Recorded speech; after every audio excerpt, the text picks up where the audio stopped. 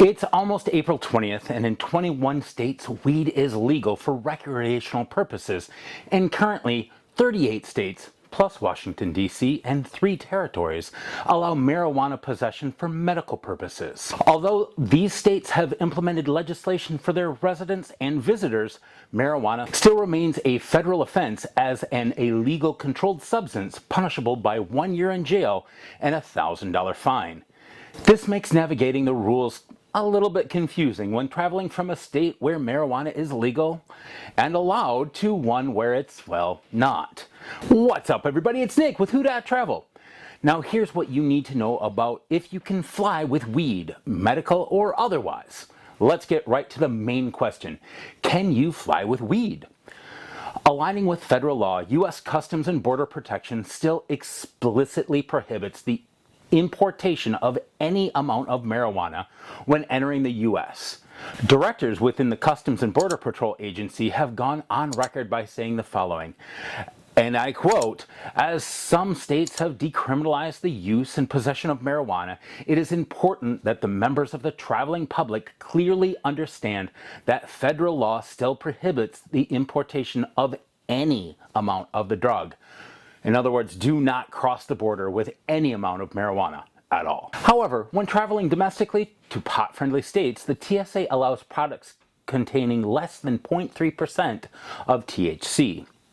TSA screening procedures are focused on security and designed to detect potential threats to aviation and passengers. Accordingly, TSA security officers do not search for marijuana or other illegal drugs. But if any illegal substances are discovered during the security screening, TSA will refer the matter to a law enforcement officer. Should the TSA refer you to the local police, discretion is ultimately up to the local governing bodies, who may or may not pursue action given their laws. Some airports, including Chicago's O'Hare International Airport, or ORD, even provide amnesty boxes to travelers to toss their weed before going through security checkpoints. Others release any jurisdiction to arrest individuals of complying with state marijuana laws.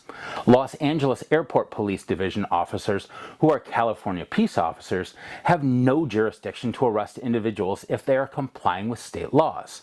However, airport guests should be aware that Transportation Security Administration, TSA, screening stations are under federal jurisdiction. A major question is, can you fly with medical marijuana?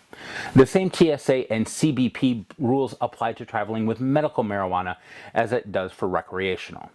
Marijuana and certain cannabis-infused products, including some CBD oil, remain illegal under federal law. This excludes products with less than 0.3% THC on a dry weight basis, or that are approved by the U.S. Food and Drug Administration. So can you fly with cannabis-infused products? Well, rules get even murkier when traveling with cannabis-infused or THC products, such as oil, leaf marijuana, edibles, and hash, which remain illegal under federal law and thereby not permitted during air travel. But some marijuana-derived substances are not as quite straightforward. For example, you can travel with vape pens in carry-on bags only, but they cannot be checked if containing lithium batteries exceeding 100 watt-hours. If the cartridges you're carrying for the vape pen contain THC, those are legal on a federal level. You can also carry on marijuana paraphernalia, bowls, pipes, etc. But bear in mind that TSA officials are not trained specifically to differentiate between various types of cannabis products, meaning if they see something suspicious, such as a bong, that may be associated with federal illegal substances, they are likely to report it to local law enforcement. So, what happens if the TSA finds weed in your luggage? Regardless of state or airport jurisdiction, your cannabis products will be confiscated given federal law. It's in the transfer from the TSA to law enforcement where some loopholes in the federal rules might be found, depending on whether local law enforcement is interested in pursuing the matter further. Consequently, travelers caught with marijuana should know that the repercussions can vary widely, depending on that specific state's policies on possession. Bottom line, marijuana laws vary by state, and airports encourage travelers to check their specific laws of the state where they are planning to travel. By law, TSA officials are required to report any suspected law violations to local, state, or federal authorities, since federal law applies at all border crossings and airports. But the TSA and local law enforcement at the airport for domestic travel, especially in weed-friendly states, will be far more focused on potential security risk than the low-level drug enforcement.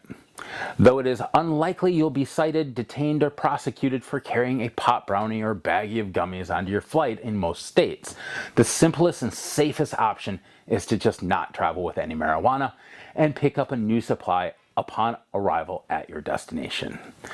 Well, I hope that helped, and if it did, please give it a huge thumbs up. Smash that like button if that's what you're into, and of course hit the subscribe button to be notified when I release new content. Click the bell.